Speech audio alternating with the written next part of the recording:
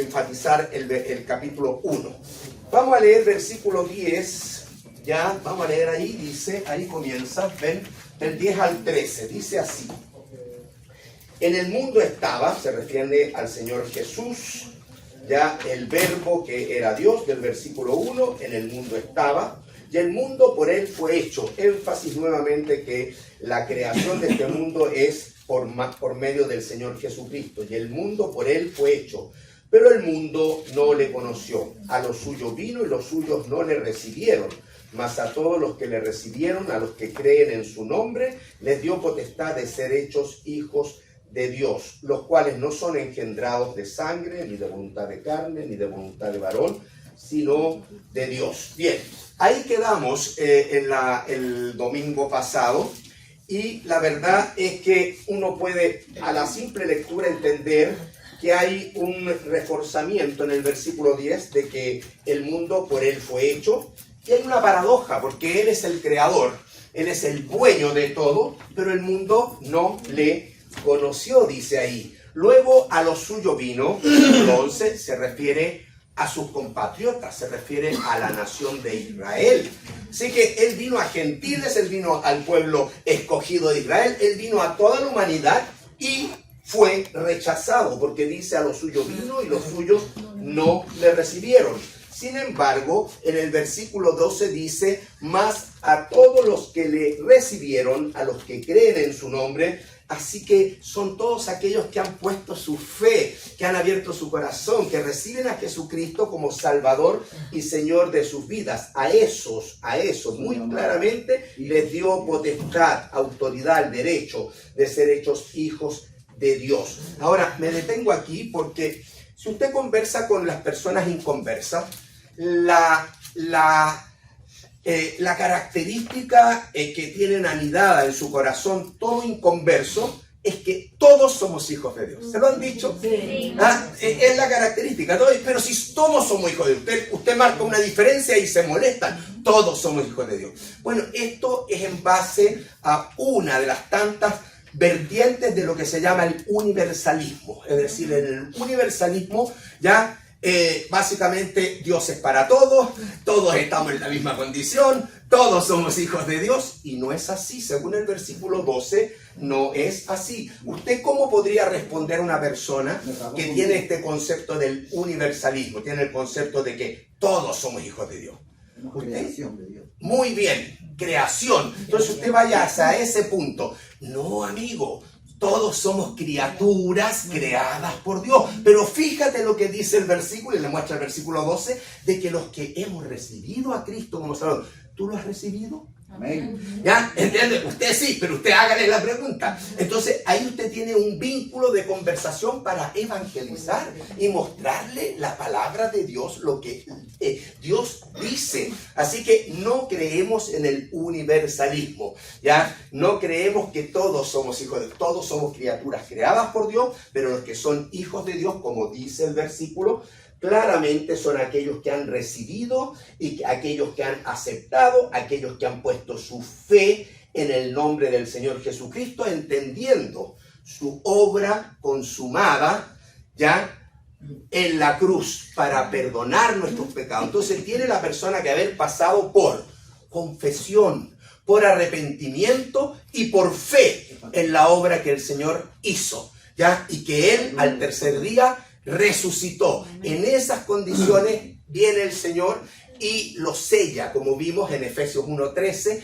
lo sella con el Espíritu Santo. Y entonces propiedad de Dios, pertenece ahora a la familia de Dios. Ha sido adoptado como hijo de Dios. No todos son hijos de Dios. ¿Está claro? Entonces ahí contestamos al universalismo. Y yo les dije que revisaran esto porque dice en el versículo 13 que estos que reciben a Cristo como Salvador no son engendrados de sangre. Aquí no basta con tener una línea genealógica por sangre, por ejemplo, como hijo de Abraham, como nación de Israel, ¿no?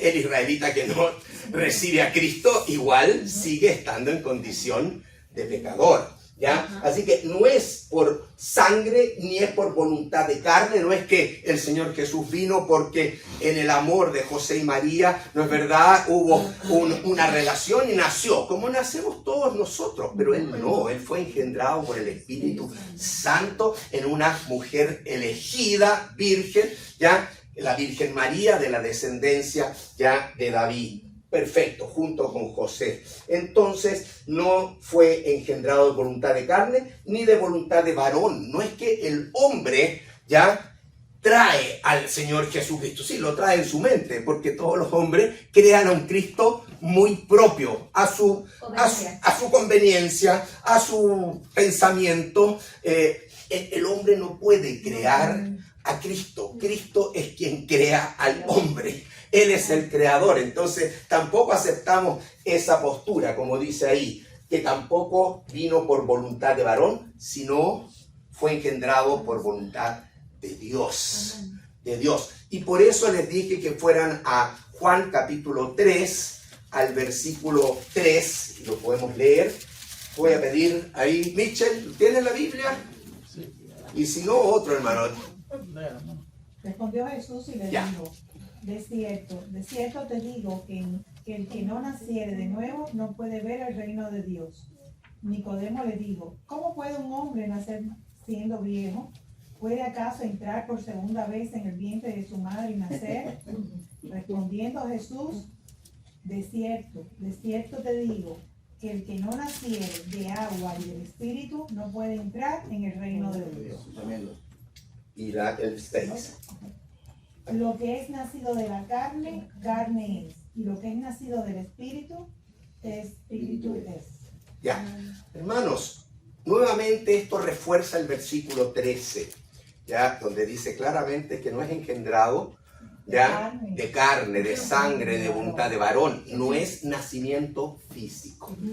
Y esto mismo en unos capítulos posteriores, en el relato de este encuentro de un rabino del Sanedrín, un conocedor, maestro de la ley del Antiguo Testamento, digamos, viene a Jesús y le hace esa pregunta ahí en el versículo ¿en qué? ¿Dónde? Eso. No, lo reconoce que ha venido de Dios. Entonces Jesús, viendo su corazón, le dice que el que no nace de nuevo.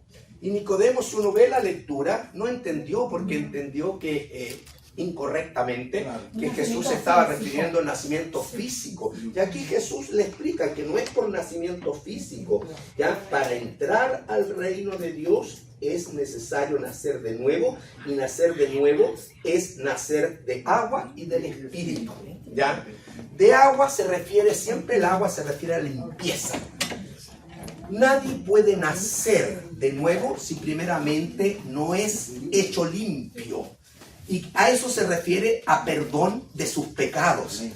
¿Quién perdona los pecados? El Señor Jesucristo, con su muerte en la cruz. Y la sangre de Jesucristo, su Hijo, nos limpia de todo pecado. Es el sacrificio y la sangre de Cristo el que nos perdona. Nosotros testificamos de ese perdón después que nacemos de nuevo en las aguas del bautismo. Pero eso es una confirmación, una ratificación de un testimonio público. Pero el Señor nos limpia en su sacrificio. Y dice, además de eso, que tiene que nacer del Espíritu. ¿Ya? Si no nace del Espíritu, no puede entrar. ¿Ya? Y le explica en el versículo 6, por eso que era necesario leer el 6, lo que es nacido de la carne. Todos nosotros nacimos físicamente y tenemos una fecha de cumpleaños, ¿verdad? Eso conmemora nuestro nacimiento físico. Carne es, pero así no puedes entrar. Tiene que haber una limpieza, un perdón, y tiene que haber un sello del Espíritu. Tienes que recibir a Cristo. Y esa es la acción que se genera, ya es una acción divina que se genera por gracia en ti, en mí, el día que aceptamos a Cristo como Salvador. Amén. Entonces ahí dice, lo que es nacido de la carne, carne es, lo que es nacido del Espíritu, Espíritu es. Tienes que nacer espiritualmente Nicodemo. ¿Ya? Así que queda claro, no al universalismo, sí al nuevo nacimiento, que queda claramente estipulado en lo que hemos visto. Volvemos al versículo 14, estamos en Juan capítulo 1, analizándolo un poquito más profundo. Hoy día voy a hablar un poco más porque también tenemos que terminar esta meditación.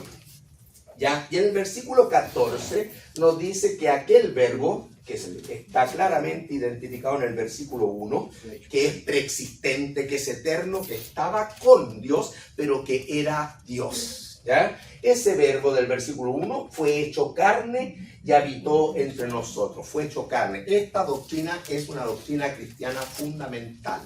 La encarnación. ¿Ya? Y hay que dar gracias al Señor por la encarnación. Esa doctrina teológica que se llama encarnación es la que le celebramos. ¿Cuándo? ¿En qué fecha? En Navidad.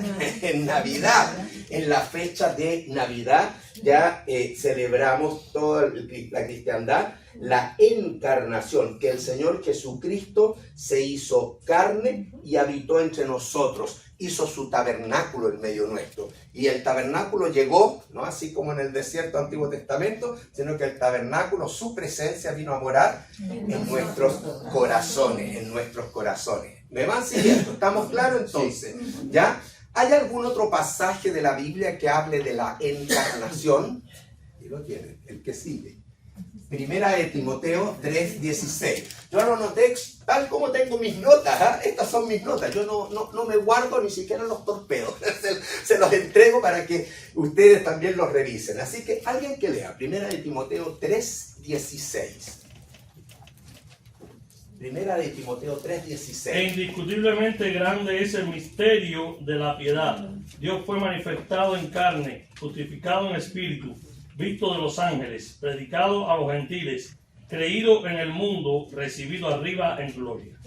Amén. Acá está en esta epístola, Pablo escribiéndole a Timoteo, le dice que es grande el misterio de la piedad, del amor de Dios por ti y por mí. La bondad de Dios es grande y era un misterio. Esto no estaba revelado en el Antiguo Testamento con total claridad. Me refiero al origen de la iglesia, ¿ya? Básicamente, todas las profecías y las promesas eran hacia la nación de Israel. Entonces, hay algo de misterio en esta piedad. ¿Y de qué se trataba esto? Que Dios fue manifestado en carne. Un versículo que habla nuevamente de la encarnación. ¿Y habla de quién fue manifestado en carne? ¿Quién dice ahí? Dios, por favor, subraye. Dios fue manifestado en carne. Por eso es que Jesucristo, nuevamente aquí, Pablo lo designa con toda claridad como Dios. Dios fue manifestado en carne, justificado en el Espíritu. De hecho, en su bautismo, antes de iniciar su ministerio, el Espíritu Santo vino sobre él. Ya fue visto de los ángeles. Los ángeles conocen a Jesús desde antes que se encarne en la gloria. Y los ángeles quedan asombrados de cómo Dios se hizo carne, se hizo hombre, cómo se limitó tanto. Y más asombrados quedan que se haya dado, que haya cargado el pecado y haya muerto en la cruz. Los ángeles quedan realmente asombrados. Por eso en el Apocalipsis usted los va a ver adorar al Señor de una manera impresionante. Los ángeles, porque lo conocen no como nosotros. Los ángeles los conocieron antes de que él viniera a este mundo, allá en la gloria. Por eso que fue visto de los ángeles y fue predicado no solamente a Israel, sino a los gentiles. Fue creído en el mundo y esos somos nosotros. Y fue recibido arriba en gloria, porque el Señor no pudo quedar en la tumba, sino que resucitó al tercer día, ascendió y está a la diestra de Dios Padre. Así que hay versículos que hablan de la encarnación. Volvemos a Juan capítulo 14, capítulo 1, versículo 14, donde dice que aquel verbo fue hecho carne. Está claro que habla de que Dios, Pablo habla, Dios fue hecho carne. Dios. ¿Ya? Por eso que me gusta también ir viendo otros versículos de la Escritura. ¿Ya? Y dice que habitó entre nosotros, y esta frase, y vimos su gloria. Gloria como del unigénito del Padre. Juan dice, y vimos su gloria. Porque Juan es un testigo presencial, porque Juan estuvo 3 años mínimo con el Señor Jesucristo y fue un discípulo amado de Jesús que tuvo una relación muy cercana al Señor Jesucristo. Vimos su gloria. Gloria como el unigénito del Padre. El título unigénito del Padre, Juan lo menciona para hacer una diferencia. Por ejemplo, los ángeles son hijos de Dios, pero por creación. Nosotros somos hijos de Dios por adopción. No lo olvide. Por eso es que Pablo hace mucho énfasis en que hemos sido adoptados. Por adopción somos hijos de Dios, por su gracia. ¿Ok? Pero Jesús es diferente a los ángeles, porque no es creado. Es diferente a nosotros, porque no es adoptado. Es el único Hijo de Dios. Es Dios con naturaleza divina. Hace una diferencia, Juan, hacia Jesús. No es como tú, ni es como los ángeles. Él es único. Es el unigénito. ¿Se dan cuenta? Entonces es un título que le da a Jesús, Juan, de una manera de mucha honra, de mucha gloria, de alabanza. ¿Se dan cuenta? Eso significa unigénito, hijo de Dios. Pero vimos su gloria. Y cuando él está escribiendo ahí, vimos su gloria. Yo no puedo dejar de pensar de que Juan está pensando cuándo vio la gloria de Dios. La vio durante todo el trayecto de Jesús. La vio en los milagros, la vio en sus hechos, la vio en todo. Él lo reconoce como creador, él vio la gloria de Dios, pero la vio también en el monte de la transfiguración. Él está pensando seguramente en el monte de la transfiguración. Vamos a Lucas capítulo 9. ¿Qué pasó en Lucas capítulo 9 en ese monte? Versículo 28. Lo leo. Aconteció como 8 días después de estas palabras, enseñanzas del Señor Jesucristo a sus discípulos, que tomó a Pedro, a Juan y a Jacobo. 3 discípulos. Pedro, Juan. ¿Quién escribe el evangelio que estamos estudiando? Juan. Y Jacobo. Jacobo y Juan son hermanos. Hijos de Zebedeo, anote, Jacobo y Juan, hermanos, hijos de Zebedeo, para que no me los confunda más. Y Pedro, ¿de quién es hermano Pedro? De Andrés, muy bien. Entonces, por favor, separe a estos hermanos. Pedro es hermano de Andrés, de hecho Andrés primero conoce al Señor y después lleva a Pedro, a Jesús, ¿ya? Y Juan con Jacobo son hijos del padre, que era como el que tenía toda esa industria pesquera, por decir algo, ¿ya? Ellos eran hermanos, hijos de Zebedeo, ¿ya?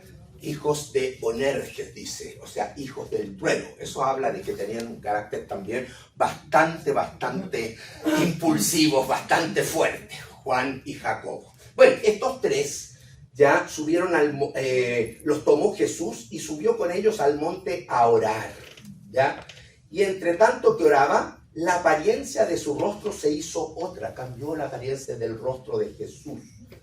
Uno de los testigos presenciales es Juan, el otro es Pedro, el otro es Jacobo. Pero Juan me interesa porque de él estamos estudiando. Juan fue un testigo ocular de que la apariencia de su rostro se hizo otra y su vestido blanco y resplandeciente. Más encima, he aquí 2 varones que hablaban con él, los cuales eran Moisés y Elías. Vino Moisés y Elías en espíritu gloriosos también a estar con ellos en el monte de la transfiguración, quienes aparecieron rodeados de gloria. O sea, por eso vimos su gloria, porque esa escena se caracteriza por ser llena de gloria. Ya hablaban de su partida, ya estaban hablando de que Jesús tenía que ir a la cruz.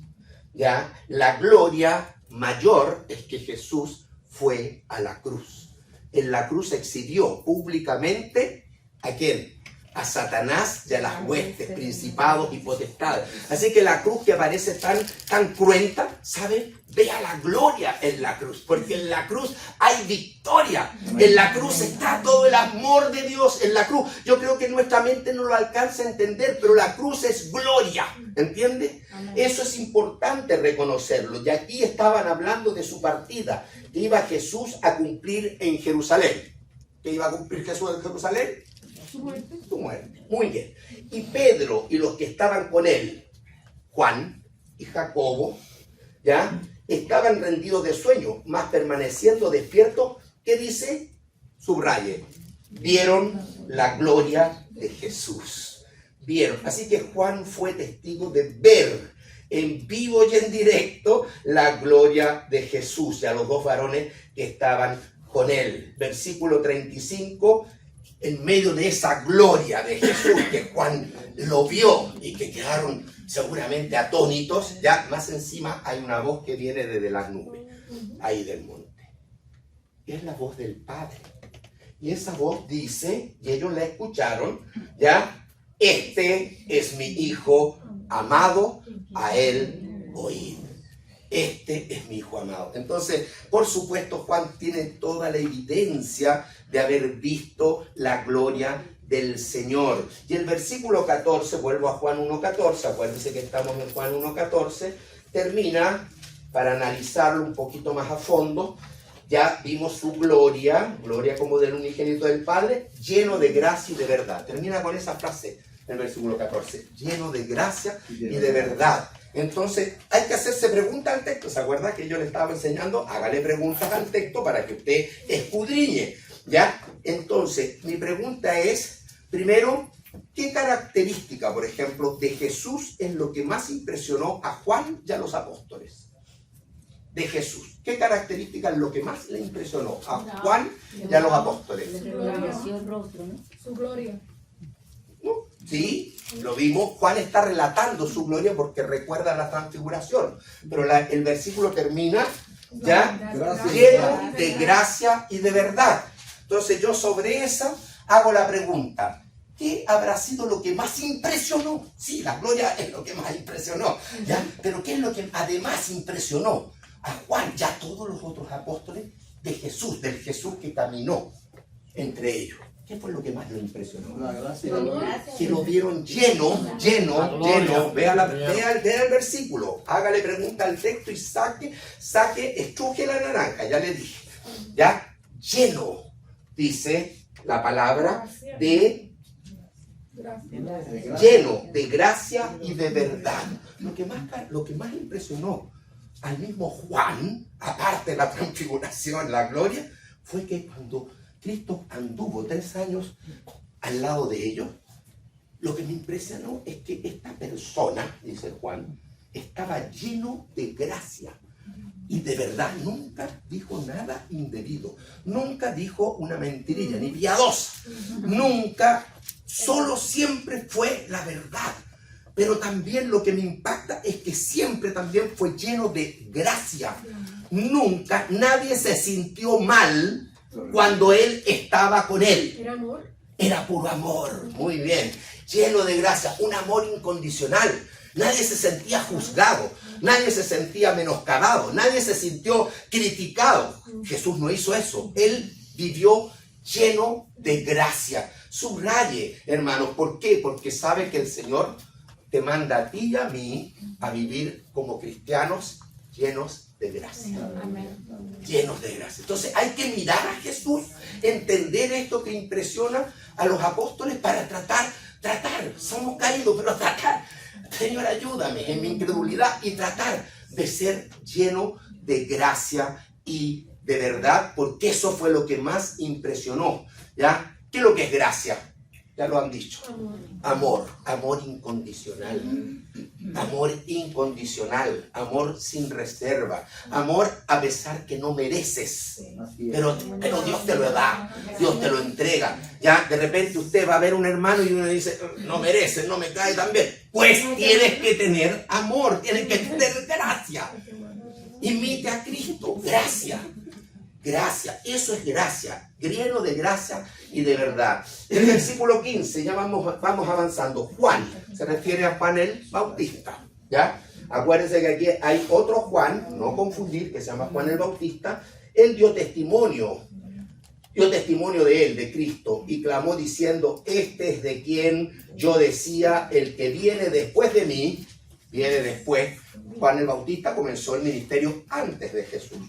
¿Ya? De hecho, también nació 6 meses antes de Jesús y era primo de Jesús, de alguna manera. ¿Ya? Ok. Este Juan el Bautista, entonces, ya dice, el que viene después de mí es antes de mí porque era primero que yo. ¿Qué quiso decir Juan el Bautista con esa frase? ¿Qué creen ustedes? Siempre existió, siempre único. Juan el Bautista, muy bien, Rolando, muy bien, ¿ya? Eso, o sea que también aquí, así como Juan está dando testimonio de la preexistencia, Juan el apóstol, Juan el Bautista también da testimonio de la preexistencia de Cristo en este versículo 15, ¿ya? O sea que no queda ningún lugar a duda de que el Señor Jesucristo, ¿ya?, es el primero y el último, es el alfa y el omega, no tiene principio ni fin, es eterno, de eternidad a eternidad. Eso está diciendo ahí Juan. Versículo 16, porque de su plenitud tomamos todos y gracia sobre gracia. Hay que hacerle preguntas al texto. Entonces yo leo ese versículo y tengo que preguntarme, ¿a qué se refiere con su plenitud? A todo. A lleno, todo. De su perfección. De su plenitud. Perfección también. Perfección, perfecto, buena palabra, buen sinónimo, perfección, ¿ya? De su plenitud, dice, tomamos Su gracia. todos y gracias sobre. Pero su plenitud, hermano, vamos a Colosenses, aquí voy, Colosenses 2, versículos 9 y 10. Voy a pedir a otra hermana, ahora puse hermana, para saltarme a Santo yo.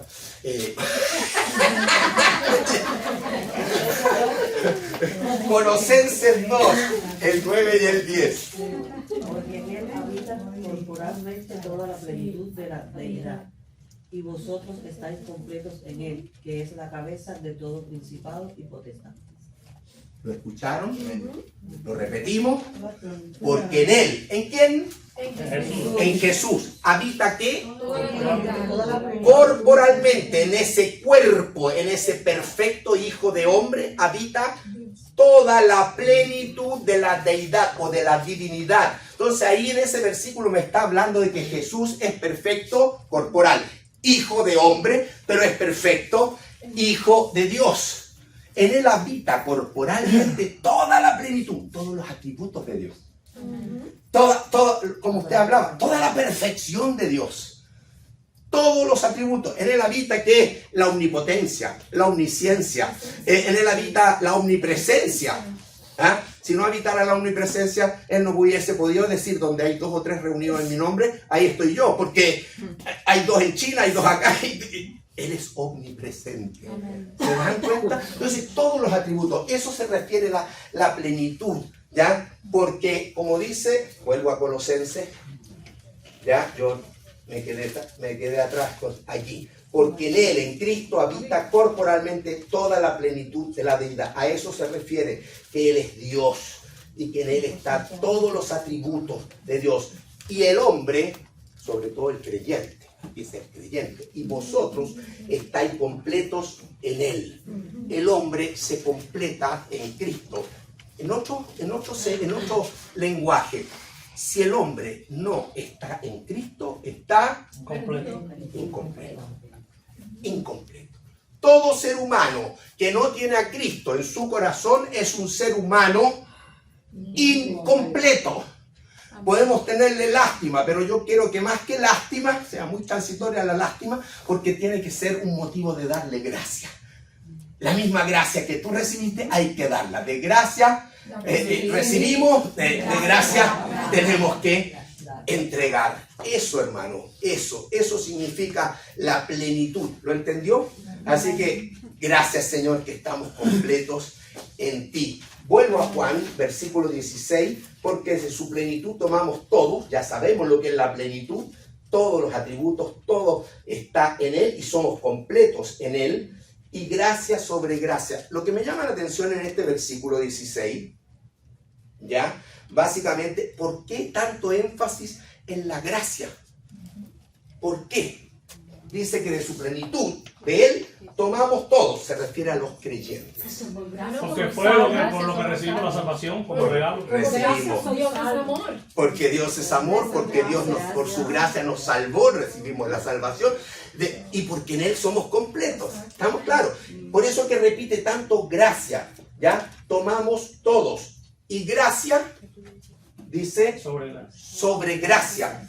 La pregunta que me hago, cuando hablas tanto de la gracia, ¿es para que yo me guarde la gracia? ¿Es para que yo la ponga en el almud o para que la comparta? Gracia. Dice que recibimos la gracia por la gracia. O sea, tenemos gracia por la gracia de Jesús. Por la gracia de Dios. Pero no es para que la guardemos. Eso quiero decir. Es por eso que repite tanto énfasis en la gracia. Mire, entonces la Biblia empieza a hablar de un tema en nosotros para poder compartir la gracia. Ese tema es el vestuario. Vestuario. Vamos a Romanos capítulo 13, el versículo 14. Romanos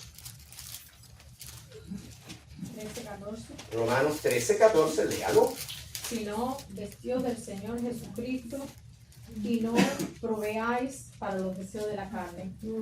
¿Qué dice Pablo? Que nos vistamos de alguien, De Cristo. de Cristo. El creyente tiene que vestirse de Cristo. Y si se viste de Cristo, va a entender que el amor de Dios ha sido derramado en su corazón, que está completo en él, que toma de su plenitud tomamos todo. Y sobre todo, lo que más me sorprendió de Jesús, dice Juan, tomen eso, gracia, para que usted de esa gracia la comparta. Amén. Eso es lo que está diciendo. Y eso se llama vestirse del Señor. Vestido. Me visto del Señor en la medida que permito que el Señor ya es mi Salvador. Amén. Aquí es el Salvador. Que Él señoree. Que Él se entrone. Pero para que se entrone del trono de mi corazón, tiene que salir el yo. Es necesario que Él crezca, dijo Juan el Bautista, y que yo mengüe. Entonces aquí entramos en la verdadera vida cristiana. Por gracia ya entramos, somos salvos. Sí, pero ¿cómo la vas a vivir? Y tienes que vivirla vestidos del Señor Jesucristo y no proveer para los deseos de la carne, que eso es la vieja vida. ¿Ok? Vamos a Efesios, capítulo 4. Así que vamos a ver un poquito ahora de la normalidad de la vida cristiana, lo que debe ser normal en la vida cristiana, ¿ok? Que lo estamos tomando de la palabra gracia, estamos extendiendo la palabra gracia hacia nuestra vida cristiana, ¿ok? Efesios capítulo 4, el versículo 22. En cuanto a la pasada manera de vivir, despojaos del viejo hombre que está viciado conforme a los deseos engañosos, y renovaos en el espíritu de vuestra mente, y vestidos del nuevo hombre, creado según Dios en la justicia y santidad de la verdad. Qué tremendo versículo. Primero nos está diciendo, ustedes no pueden seguir viviendo conforme a la pasada manera de vivir, ¿ya? Dicen que de eso ustedes tienen que despojaos del viejo hombre, porque ese estaba viciado conforme a los deseos engañosos. Esa era tu vida, mi vida, antes de conocer a Cristo. Muy claro. Ahora me tengo que poner otra vestimenta. Vestidos de un nuevo hombre que es creado según Dios. ¿En quién? En Cristo. De su plenitud tomamos. Está en Cristo. Hay que vestirse del nuevo hombre creado según Dios en la justicia y santidad de la verdad. ¿Ya? Así que, hermanos, tenemos que renovarnos en nuestra mente, dice ahí el versículo, porque la mente es donde está el campo de la batalla, de la guerra espiritual. En la mente es donde Satanás va a poner algunas malas ideas, algunas tentaciones, etcétera, etcétera. Y tú en la mente tienes que renovarte y pensar como piensa el Señor. Este mundo te bombardea con muchos pensamientos, valores, etcétera, totalmente adulterados para infectar tu mente. Tú tienes que salir de todos esos conceptos y por eso es que tu mente tiene que ser llenada de la palabra de Dios. Por eso es que es tan importante estudiar la palabra de Dios, para llenar nuestra mente con sus principios, con sus consejos, con sus verdades, con sus valores y seguir eso y no lo que el mundo, Satanás y la carne me ofrece. ¿Entiendes? Por eso que hay una guerra espiritual en la mente, renovaos. Y dice después ya por vestidos del nuevo hombre. Ya, ese es Efesios. Y en capítulo 5, un poquito más abajo, entonces concluye el apóstol: sed pues imitadores de Dios como hijos amados. Nuestra vida tiene que ser una imitación de Dios, ¿ya? Y andad en amor, como también Cristo nos amó. ¿Se dan cuenta? ¿Quién es la expresión máxima de la gracia, del amor incondicional? Cristo. ¿Y qué nos está diciendo acá en el versículo 2? Ya, andad en ese amor. Andad en amor, ya, andad en amor como también Cristo nos amó y se entregó. Entonces nosotros nos debemos a los demás ya como en ofrenda y sacrificio a Dios en olor fragante, como verdaderos holocaustos sería eso. ¿Ya? Colosenses, avanza a Colosenses 4. Colosenses 4, el versículo 6. Que ninguno agravie y engañe en nada a su hermano, porque el Señor es vengador. No, eso no es. Sea vuestra palabra sazonada. 4:6, Colosenses 4:6. Sea vuestra palabra ¿Ya? siempre con gracia, sazonada con sal, para que sepáis cómo debéis responder a cada uno. Ok, acá hermano, este versículo importante, lo seleccioné porque hay una palabra que estamos hablando, gracia. Y dice acá que sea vuestra palabra siempre con gracia. ¿Se dan cuenta? Wow, esto es difícil, porque es difícil dominar la lengua. Si no lea Santiago capítulo 3 se va a dar cuenta. ¿Ya?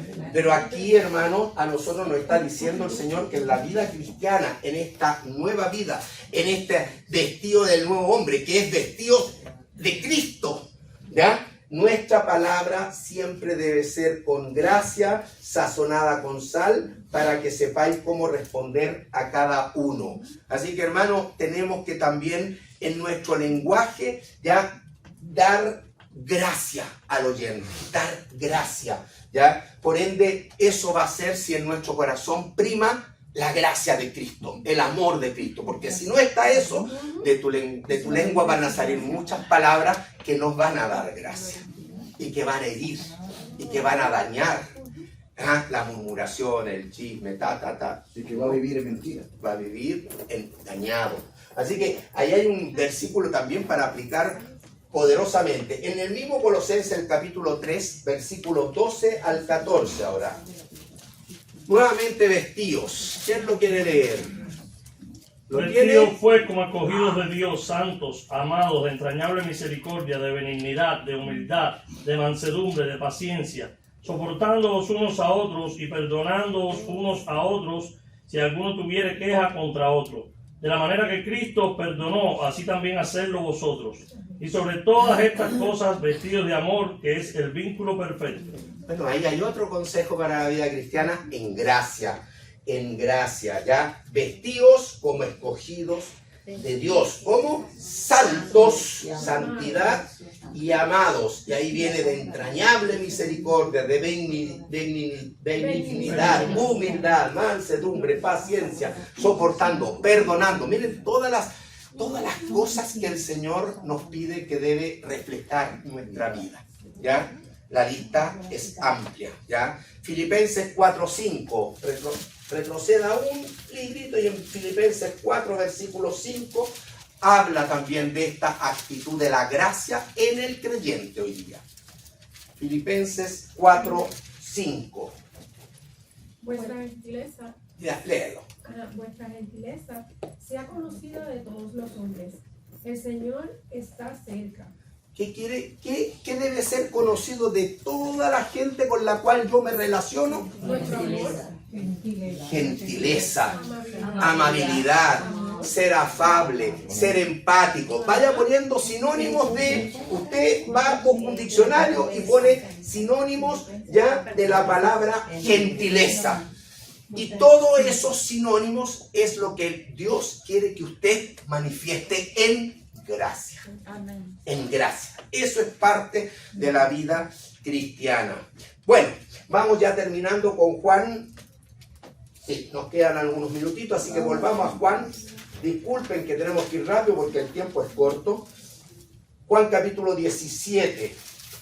¿Ya? Perdón, versículo 17. Juan 1, 17. Estamos en 1. Ya hablamos de la gracia.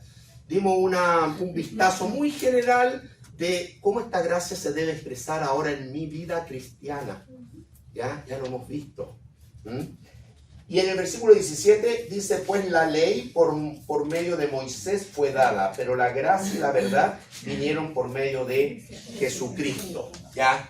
Y yo puse ahí, versículo 17, una aclaración. Primero, en este versículo, Juan le está hablando a Israel. Desde el momento que habla de ley, desde el momento que habla de Moisés, está hablando a Israel. ¿Ya? Pues la ley por medio de Moisés fue dada. ¿Ya? Pero la gracia y verdad vinieron por medio de Jesucristo. Y puede ser mal interpretado este versículo, por eso tengo que hacer una aclaración. ¿Ya? Mucha gente tiene el concepto de que el Dios del Nuevo Testamento es un Dios de bondad, de amor, es bonito, y el Dios del Antiguo Testamento es cruel, es agresivo, etcétera, etcétera. Primero. Tiene otro concepto, que el Dios del Antiguo Testamento salvaba por cumplimiento de la ley, dando a entender de que la salvación en el Antiguo Testamento era por obras y en el Nuevo Testamento es por gracia. Pues nada de eso es verdad. Ya, primero, la salvación, el mismo Dios del Antiguo Testamento es el del Nuevo Testamento. El mismo Dios de amor del Nuevo Testamento o del Antiguo, el mismo. El mismo Dios de juicio del Antiguo Testamento es el mismo. ¿Ok? Es el mismo. Ahora, la salvación, ¿es verdad que en el Antiguo Testamento era por obras? ¿Era por cumplir la ley? No. Le voy a aclarar. Primero, ¿cuándo Dios dio la ley? Dios dio la ley en Éxodo capítulo 20. Pero antes, ya en el capítulo 12, Dios había redimido a Israel. Por lo tanto, la ley fue dada a un pueblo redimido. La ley fue dada a un pueblo ya salvado. ¿Y por qué tenían que hacer tantos sacrificios? ¿Por qué? Porque era una forma que Dios estipuló para que ellos honraran y vivieran y fueran testimonio, misioneros a las otras naciones. Fue un pueblo totalmente separado, diferente. Él dice, si ustedes me obedecen, serán mi especial tesoro, serán una nación santa, serán mis reyes y sacerdotes del Antiguo Testamento. Pero la ley que Dios dio a ellos, la da a un pueblo ya salvo, porque ya Dios los había rescatado de Egipto antes.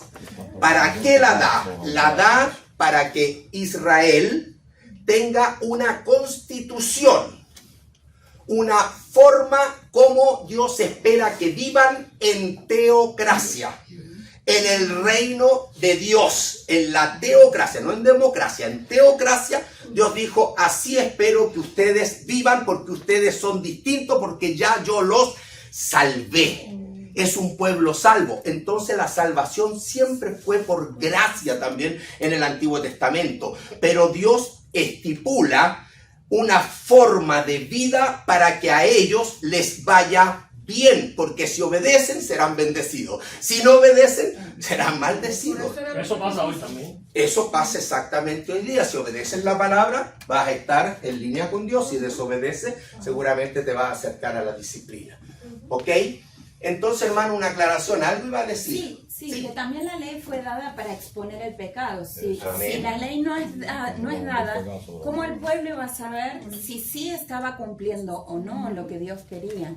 Entonces eso expuso al hombre a saber qué se puede hacer y qué no frente a los ojos del Señor. Muy bien, también eso. Y hay muchas otras, pero no me puedo extender en ese tema. Ajá. Pero la hermana nos contribuye con esto, de que la ley fue dada para que el hombre supiese que es pecador y que necesita la gracia, necesita a un Salvador.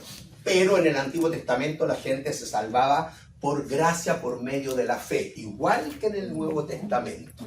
Y todo lo que se refiere a la ley fue dado a un pueblo que ya había sido redimido. Recuerde, ya habían sido redimidos. Bueno, luego termino con el versículo 18, ahí quedan 5 minutos apenas. Ya en el versículo, quería hacer esa aclaración para que usted supiera. Nunca vaya a pensar de que en el Antiguo Testamento Dios salvaba por obras. Nunca estuvo en la mente de Dios salvar por obras. Siempre salvó por gracia. ¿Ok? Pero Él muestra cuáles son las buenas obras para que el pueblo sea bendecido, para que el pueblo sea protegido, para que el pueblo quede en una cobertura de Dios. Tú sales en desobediencia y tú quedas desprotegido. Y Satanás te zarandea como quiere. ¿Te das cuenta? Entonces tú estás protegido en la medida que obedeces a Dios. Amén. En el Antiguo y en el Nuevo Testamento. Y además, si transgrede, tú te das cuenta, he pecado. Bueno, vas al Señor Jesucristo, si confesamos nuestros pecados, Él es fiel y justo, para tener sus cuentas claras con Dios. Pero eso es el propósito. ¿Ya? Una cosa, permiso. Sí. Uno de los ejemplos que podemos ver en el Antiguo Testamento es cuando las plagas que Dios manda al pueblo, que lo estuvimos viendo, que manda a pintar el dintel de las puertas con la sangre y demás, eso requería una obediencia. Amén. A un pueblo ya que estaba redimido, estaba salvo. O sea, si no obedecías, podía... O sea, hacer como una manifestación también de gracia, porque no tenías que hacer nada, simplemente obedecer. Por eso, tenían que creerle a Dios. Acuérdense que sin fe es imposible agradar a Dios. Amén. Dios dijo que reservaran un cordero perfecto, ya de un año, el cordero pascual, ya figura del Señor Jesucristo. ¿Ya? ¿Y qué salvó a los primogénitos que se quedaron en esa casa? La sangre pintado en la puerta. ¿Ya? ¿Qué es lo que nos salva a nosotros de la condenación? La sangre de Jesucristo. ¿Se dan cuenta? Por eso siempre ha sido por gracia. Gracias, Jesús, por tu aclaración. ¿Ya? Ok. Bien. Yo creo que ya no voy a alcanzar a seguir con lo otro. Quizás lo dejamos para la próxima. ¿Ya? Juan capítulo versículo 18. Quería terminar. Pero hermano, dos cosas. ¿Ya?